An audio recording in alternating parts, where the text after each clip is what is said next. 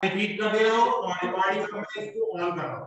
ठीक है स्टूडेंट्स, तो today's topic is the mid point theorem. Here E and F आपके इस ट्रायंगल एबीसी के जो दो साइड है इनकी क्या है, मिड पॉइंट। इस मिड पॉइंट थ्योरम में हमें प्रूव करना है कि ईएफ जो है बीसी के पैरेलल है और ईएफ हमारा बीसी का हाफ है। ये मिड पॉइंट थ्योरम कहता है।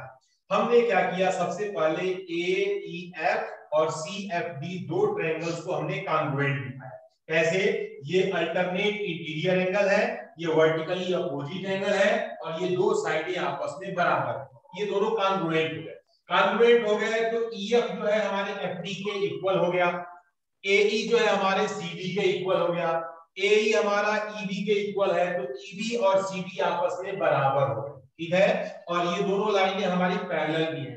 इसी क्वाड्रिलेटरल में लाइंस जो है अपोजिट साइड इक्वल हों और पैरेलल हों तो वह हमारा क्वाड्रिलेटरल, कल मैंने बताया था कि पैरेललोग्राम होता है। तो ये हमारा ईबीसीडी इज अ पैरेललोग्राम। ये ईबीसीडी क्या हो जाएगा, पैरेललोग्राम। तो पैरेललोग्राम होगा तो ईडी हमारे पास बीसी के क्या होगी, पैरेलल होगी। ईडी का पार्ट है ईएफ, तो ईएफ भी हमारा बीसी के क्या होगा, पैरेलल होगा। अब देखिएगा बच्चों, ईएफ जो है ईडी का हमारा हाफ है क्योंकि ये मिड पॉइंट है। ईएफ ईडी का हाफ है तो ईडी किसके बराबर है, बीसी के, तो ईएफ हमारा बीसी के भी क्या होगा, हाफ होगा। इससे किसी को कोई डाउट है तो एक बार जो है पॉइंट इंडिकेट करके आप क्वेरी पूछ सकते हैं बेटा। बोलिए, किसी को कुछ पूछना है इसमें? Thank you. हाँ, तो ये जो है सबको समझ में आ गया बेटा। अभी at a time there is the 43 participants are connected. अभी 43 पार्टिसिपेंट्स हमारे कनेक्टेड है। तो अभी मैं इसी समय थोड़ा सा मैं एक एक्टिविटी को परफॉर्म कर ले रहा हूं। इस एक्टिविटी को मैं आपको जो है बता रहा हूं। ये अंश यादव कुछ कहना चाह रहे हैं। अंश यादव बोलिए बेटा। Hello sir. Yes Ansh Yadav. Sir ये प्रूफ से फोर्थ लाइन फिर से बता दिए। कौन सा प्रूफ का fourth line? F equal to F C. देखिए एसी में एफ हमारा क्या है, मिड पॉइंट है। एसी में एफ आपका मिड पॉइंट है तो एएफ और एफसी आपस में बराबर होगा बेटा। भाई मिड पॉइंट जो है किसी लाइन को दो इक्वल पार्ट में डिवाइड करती है। मिड पॉइंट किसी लाइन को दो इक्वल पार्ट में डिवाइड करती है। तो फोर्थ लाइन में मैंने लिखा है एएफ इक्वल टू एफसी। ये हमारा गिवन है किससे, मिड पॉइंट के इस स्टेटमेंट से। ठीक है, तो ये दो एंगल और उनके बीच का साइड आपस में बराबर हो गया दो ट्रायंगल्स में। तो एएसए कॉन्ग्रुएंसी से ये दोनों ट्रायंगल हमारे क्या हो गए, कॉन्ग्रुएंट हो गए। ठीक है, सीपी से ए इक्वल टू सीडी लिख दिया और ए जो है ईबी के ऑलरेडी इक्वल है। तो हमारे पास जो है ईबी और सीडी दोनों आपस में बराबर हो गए। ठीक है, अब यहां पर हम लिख सकते हैं कि ईबी और सीडी जो है ये पैरेलल है। ये कहां से होगा, बाई कंस्ट्रक्शन से। ईबी ये हमारे पास बाई कंस्ट्रक्शन, रीजन भी लिखना जरूरी होता है। ये हमारा बाई कंस्ट्रक्शन से हो गया, तो ये कंस्ट्रक्शन का हमने यूज किया। तो ये लाइन हमारी बराबर भी है और ये लाइन हमारी पैरेलल भी है। तो क्वाड्रिलेटरल हमारा क्या हो जाएगा, पैरेललोग्राम होगा। पैरेललोग्राम होगा तो हम कह सकते हैं ईएफ और बीसी आपस में पैरेलल होंगे और ईएफ जो है एफडी बराबर है क्योंकि दोनों ट्रायंगल हमारे कॉन्ग्रुएंट है। तो हम लिख सकते हैं ईएफ जो है 1/2 ईडी, ईडी के इक्वल टू बीसी है तो ईएफ इक्वल टू 1/2 बीसी। तो स्टूडेंट्स आज जो हमारा एक्टिविटी है, सभी स्टॉप राइटिंग लिखना बंद करें और सभी स्क्रीन की तरफ देखें। बिल्कुल मैं कुछ आपको दिखाने वाला हूं। देखिए आज की हमारी एक्टिविटी है कि opposite side of larger angle is larger greater. किसी भी ट्रायंगल में बड़े एंगल के सामने का जो साइड होता है वो क्या होता है, बड़ा होता है और छोटे एंगल के सामने का साइड जो होता है वो छोटा होता है। आप सभी के पास ज्योमेट्री बॉक्स होंगे। ज्योमेट्री बॉक्स में जो है दो सेट होते हैं, इसको बोला जाता है सेट स्क्वायर। आप सभी चाहे तो ज्योमेट्री बॉक्स में से निकाल सकते हैं। तो क्योंकि मैं यहाँ पर टीचर हूं और मैं यहाँ पर व्हाइट बोर्ड पर पढ़ाता हूं, तो व्हाइट बोर्ड पर पढ़ाने के लिए मेरे पास भी एक ज्योमेट्री बॉक्स है जिसमें मैंने जो है दोनों सेट स्क्वायर को आपके लिए मैं दिखाने के लिए लेकर के आया हूं। तो पहला सेट स्क्वायर आपके सामने में यहाँ पर देखिए, ये सेट स्क्वायर है, इसमें सब कुछ लिखा हुआ आप देख रहे हैं बच्चों। इस सेट स्क्वायर को आप सभी देख रहे हैं। ये सेट स्क्वायर की खासियत होती है दो प्रकार की। ये पहला सेट स्क्वायर है और दूसरा सेट स्क्वायर मैं और दिखा रहा हूं, एक और सेट स्क्वायर मेरे पास है, ये देखिए ऐसे बिल्कुल सेम आपके पास भी सेट स्क्वायर आपके ज्योमेट्री बॉक्स में होंगे। Is that clear? ये समझ में आ रहा है सबको? अच्छा, पहले सेट स्क्वायर की खासियत क्या होती है मैं आपको बताता हूं। ये जो हमारा सेट स्क्वायर होता है इसमें जो है ये हमारे पास ये जो एंगल है जहां पर मैं अपनी उंगली हिला रहा हूं, ये एंगल 90 डिग्री का होता है, ठीक है ना। आप चाहे तो प्रोटेक्टर का यूज करके आप इस एंगल को मेजर करके देख सकते हैं। ये एंगल 90 डिग्री का होता है। ये में हाथ की तरफ ये जो एंगल है ये एंगल 60 डिग्री का होता है और ऊपर का एंगल है हमारे पास, ये एंगल जो होता है वो 30 डिग्री का होता है। तो आप देखेंगे 90, 60 और 30 मिलके 180 पूरे हो गए। अभी हम इस सेट स्क्वायर में के इस सेट में हम जो है अपनी एक्टिविटी को परफॉर्म करेंगे। आप देख रहे हैं बच्चों, ये जो 90 एंगल है ये 90 एंगल सबसे बड़ा है, ये 90 एंगल 60 से बड़ा है और ये 90 एंगल हमारे 30 से भी क्या है, बड़ा है, ठीक है। तो बड़े एंगल के सामने की जो साइड होती है, ये साइड आप देख रहे हैं ना, आप इसको स्केल से मेजर करके चेक कर लीजिए। ये साइड जो है शेष दो साइड से हमारी जो है बिल्कुल बड़ी होगी, क्योंकि राइट एंगल ट्रायंगल में हाइपोटेनियस सबसे बड़ी साइड होती है, ठीक है ना। हम इसको वेरीफाई कर रहे हैं कि opposite side of larger angle is a larger. तो ये 90 डिग्री के सामने की साइड जो है सबसे बड़ी होगी क्योंकि ये एंगल हमारा सबसे बड़ा है। अब बारी बात से आप देख रहे हैं, बिल्कुल आपके सामने यहां पर दिखाई दे रहा है बच्चों कि यहां आप देखिए, यहां पर ये हमारा 60 डिग्री है और ये ऊपर का एंगल 30 डिग्री है।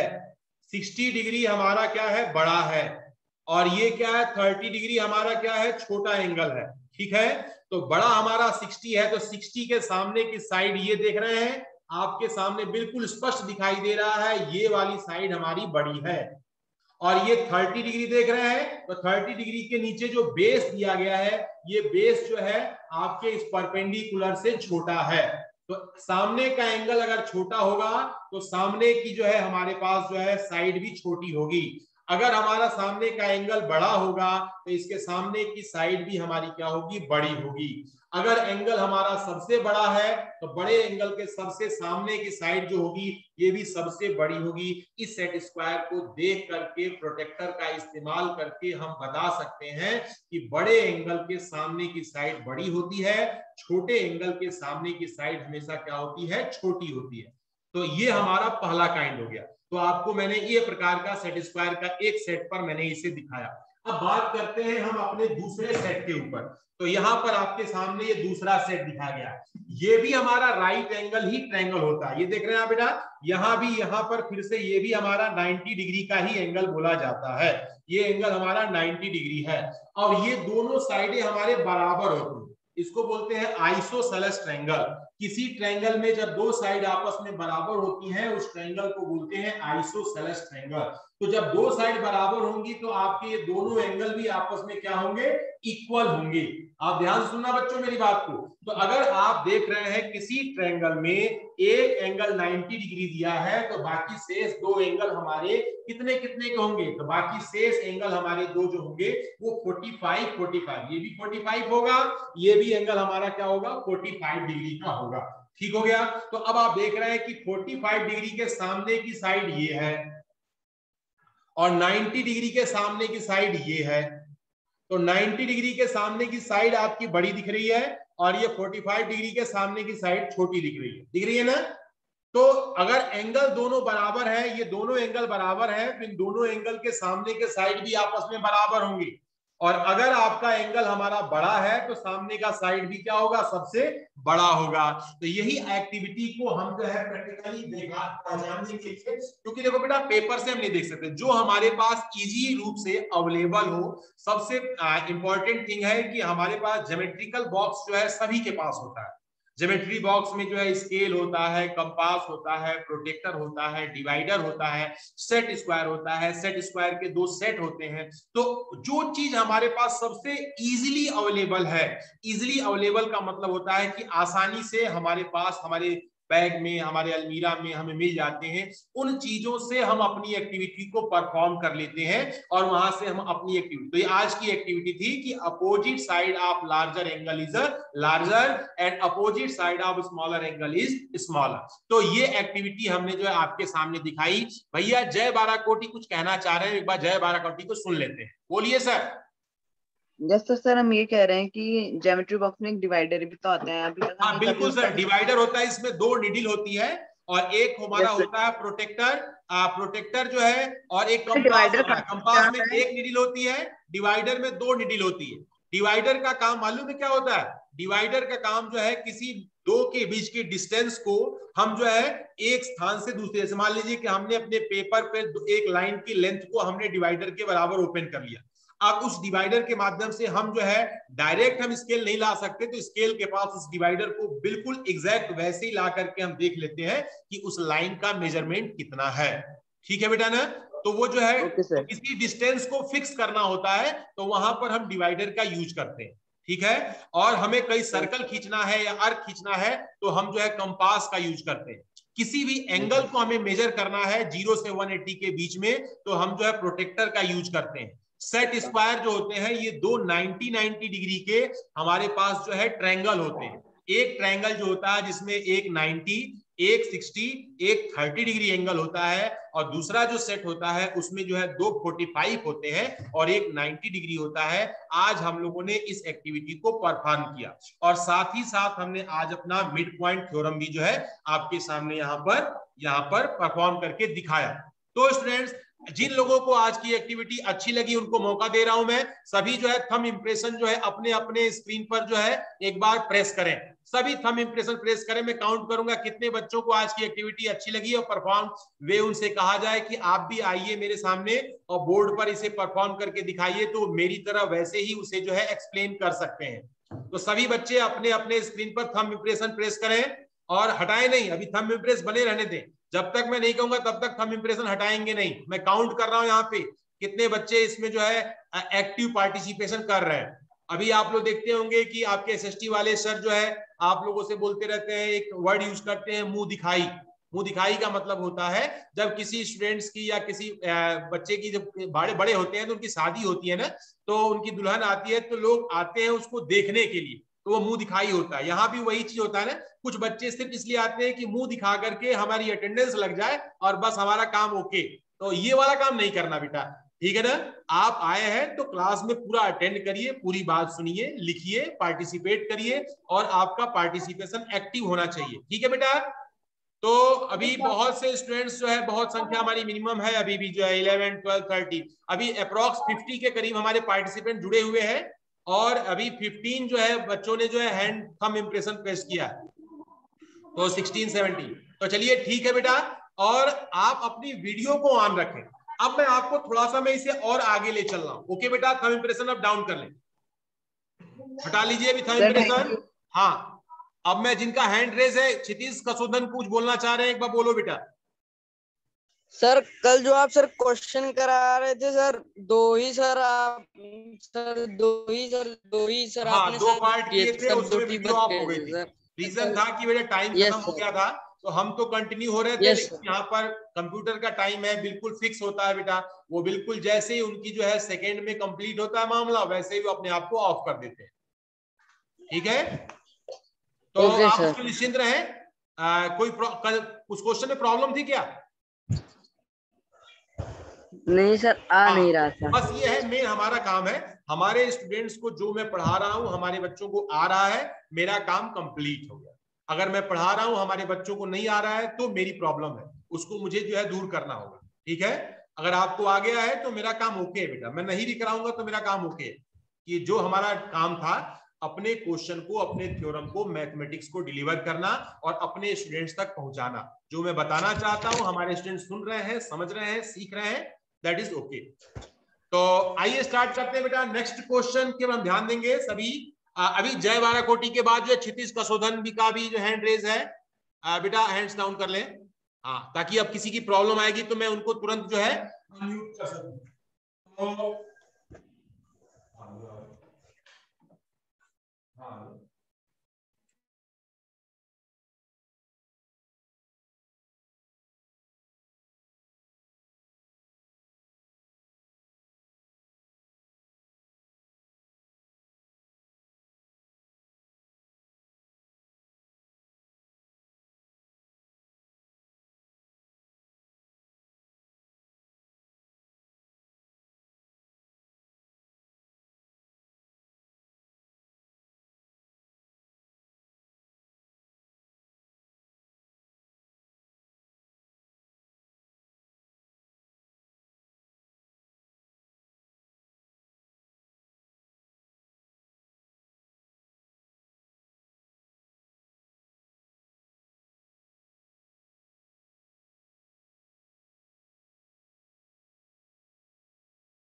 नेक्स्ट हमारे पास हमने मिड पॉइंट थ्योरम है, और मिड पॉइंट थ्योरम में एक चीज ध्यान रखिएगा बच्चों कि अगला हमारे पास थ्योरम है कि the line drawn through a mid point of one side of the triangle parallel to another side bisect the third side.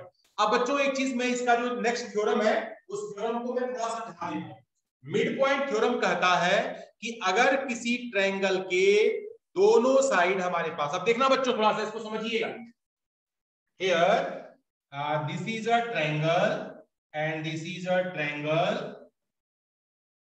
and here this point is A and this point is B and this point is C, and this is the midpoint, this is a midpoint, and this point is E and this point is F। तो students हमारा mid point कहता है कि अगर दो mid point है, ध्यान सुनना बच्चों, दो मिड पॉइंट है, इनको अगर मैं ऐसे मिला देता हूं तो ये जो है नंबर एक, ये जो है EF is parallel to BC, ये BC के पैरेलल होंगे। कब? तीन बातें हैं बच्चों, पहले साइड का मिड पॉइंट, दूसरे साइड का मिड पॉइंट, दोनों मिला दे रहे हैं तो लाइन हमारी पैरेलल होगी। या दूसरी बात, if E and F are mid point, और मान लीजिए दूसरी बात कहा जा रहा है कि अगर if E is mid point and EF is parallel, so F is also mid point. इस लाइन को थोड़ा समझिएगा बच्चों, यहां पर कहा गया है ट्रायंगल के दो साइड के मिड पॉइंट को मिला देंगे तो वो लाइन तीसरे के पैरेलल होगी, ये मिड पॉइंट थ्योरम कहा रहा है। उसके बाद एक थ्योरम दिया गया है कि एक मिड पॉइंट है और हम उसको जो है दूसरे साइड के पैरेलल, यानी ई मिड पॉइंट है, इसको BC के पैरेलल हम इसको प्रोड्यूस कर रहे हैं, बढ़ा रहे हैं, और ये F पॉइंट पर AC को कट कर रहा है। तो अगर ये पैरेलल है और ये मिड पॉइंट है तो F भी हमारा क्या होगा? दूसरे साइड का मिड पॉइंट होगा। ठीक है बच्चों, तो ये दो थ्योरम आपके दिए गए। पहला क्या दिया थ्योरम कि टू मिड पॉइंट है, line will be parallel, one mid point और पैरेलल है तो दूसरा पॉइंट भी हमारा क्या होगा? मिड पॉइंट होगा। यही हमारा जो है ये मिड पॉइंट थ्योरम की दूसरी थ्योरम है। ठीक है, तो हम आवश्यकता अनुसार जहां पर जिस क्वेश्चन में जिसकी रिक्वायरमेंट होती है, जो चीज होती है, हम उसको जो है करके इसमें दिखाते हैं और प्रेजेंट करते हैं। इसके बाद हम बात करते हैं, क्या ये दो थ्योरम आपकी दी गई थी और कुछ एग्जांपल्स दिए गए हैं बुक में, तो उनको भी आप देखेंगे। हम बात कर रहे हैं 8.2 एक्सरसाइज के पहले क्वेश्चन। तो एक्सरसाइज हमारे पास है द एक्सरसाइज 8.2 क्वेश्चन नंबर 1। पहले क्वेश्चन पर हम डिस्कशन करेंगे। अभी हमारे पास 5 मिनट का समय है, इसमें हमारा पहला क्वेश्चन जो है आसानी से हो जाएगा। तो यहां पर दिखा गया है, फिगर देख ले कि here this is a quadrilateral, a name of quadrilateral A, this is the B, and this point is C, and this point is D. Here join AC, and here the midpoint, this midpoint is S, this is R, this point is P, and this point is Q. Join to this, join to this, join to this, and we have given, क्या given है? First thing, P, Q, R and S are midpoint। ये हमारा mid point given है और हमें क्या prove करना है? टू प्रूव करना है first thing, SR is parallel to AC and SR is equal to half AC। दूसरा प्रूव करना है हमें PQ is equal to SR के, और थर्ड प्रूव करना है PQRS is parallelogram। जिनको इस क्वेश्चन के ऊपर कुछ बोलना है, अपनी ओपिनियन रखनी है, वे स्टूडेंट्स जो है अपना हैंड रेज करें और बारी बारी से मैं उन सभी को मौका दूंगा कि वे जो है अपनी अपनी बात को रख सकें। तो सबसे पहला देखते हैं कोई नया, तनिष्क जी आज हमें जो है तनिष्क भैया मिले हैं। तनिष्क भैया को मैं पहले मौका देता हूँ। चलिए तनिष्क, आप बोलना चाह रहे हैं, कुछ बोलिए बेटा, आप ऑलरेडी अनम्यूट हो। जी सर। सर 8.2 सर, इसका फर्स्ट पहला पॉइंट बता रहा हूं मैं। इन ट्रायंगल ADC मैंने बना रखा है गिवन लिख रखा है और टू प्रूव बेसिस, पहला पार्ट आपको प्रूव करना है। Start now. Okay, sir. In triangle ADC, S and R is the midpoint of line AD and CD. AD and CD. Hence, by using midpoint theorem, SR parallel AC and SR equal to 1/2 AC. तो इसको sir equation 1 दे देंगे। Okay तो ये sir पहला point solve हो गया। अब sir second point में हमें सॉल्व करना है सर, प्रूव करना है PQ इक्वल टू SR। तो सर इसमें हम ये वाला ट्रायंगल लेंगे ABC। तो सर लिखेंगे in triangle ABC P and Q are the midpoint of AB and BC। तो सर इसको भी हेंस करके sir by using midpoint theorem PQ parallel AC and PQ equal to 1/2 AC। तो इसको equation second दे देंगे। तो sir from equation 1 and second sir PQ equal to SR हो जाएगा। बहुत सुंदर। आगे और इसका third point SR equal to PQ and SR parallel PQ, so PQR is a parallelogram. बहुत सुंदर, बहुत सुंदर। आपके लिए बिल्कुल क्लैपिंग करते हैं बेटा। आपने जो है बहुत शानदार तरीके से इसे जो है प्रेजेंट किया। अभी मैं एक दो भैयाओं को और मैं सुन लेता हूं, ठीक है। अपूर्व महेश्वरी भैया कुछ कहना चाह रहे हैं। Apoorv Maheshwari sir first point sir सुनाओ मैं। बोलिए सर, बोलिए sir first in triangle ACD we have S in a midpoint of Yes. AD। Yes तो sir AD and R midpoint है CD के। तो yes SR parallel AC and SR is equal to 1/2 AC। midpoint theorem से ये solve हो गया। Okay, बहुत सुंदर। चलिए बस आपका हो गया। क्षितिज कसोदन भैया, एक एक मौका सबको दे रहा हूं बेटा ना। क्षितिज कसोदन वीडियो ऑन करें। क्षितिज कसोदन सुन नहीं पा रहे लगता है मुझे। चलिए वरुण जोशी कुछ बोलिए बेटा। वरुण जोशी सर कौन सा पार्ट बताऊं सर, फर्स्ट या सर सेकंड? आप बोलिए, कोई सा पार्ट बताइए आप। यस सर, सेकंड पार्ट में सर हमको बताना है कि सर जो हमारा PQ है वो सर इक्वल टू SR। तो सर हम मिड टर्म थ्योरम का यूज करके सर सबसे पहले ADC ट्राइंगल में हमें पता है कि S and R are the mid point of AD and DC respectively. Sir तो इससे हमारा SR जो होगा वो पैरेलल हो जाएगा AC के and SR equal to half of AC। Sir ये इक्वेशन 1 हो जाएगी। सर इन ट्राइंगल ABC करेंगे P and Q are mid point of AB and BC respectively. So PQ is parallel to AC and PQ is half of AC by midterm theorem। Sir तो हमें पता है by equation 1 and 2 we know that SR is parallel to AC and AC is parallel to PQ।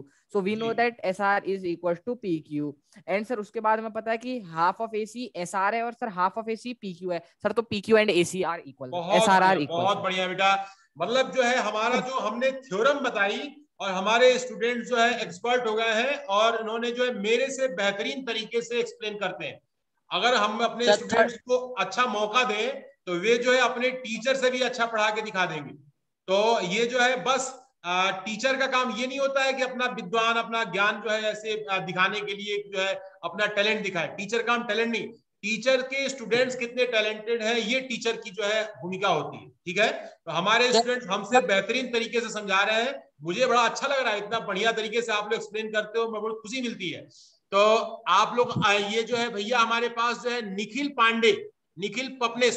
पपने भैया कुछ कहना चाह रहे हैं। आप सुन लेते हैं निखिल पपने भैया को। निखिल पपने, आप मुझे सुन पा रहे हो बेटा? First unmute your self. हाँ बोलिए सर। Yes sir. हाँ आप कुछ बोलना चाह रहे हैं? Sir no. ओके ओके, कोई बात नहीं। जय बाराकोटी कुछ बोलना चाह रहे हैं? Yes sir. सर हम सेकंड पॉइंट समझ रहे हैं। बोलिए बोलिए सर। Yes sir. सर हम सेकंड पॉइंट समझा रहे हैं PQ is equal to SR। बिल्कुल सर, समझाइए। In angle BAC P is the midpoint of the AB and Q is the midpoint of BC। जी। Thus by midpoint theorem PQ similar AC and PQ is equal to AC। जी। SR is equal to 1/2 AC। जी। PQ is equal to SR।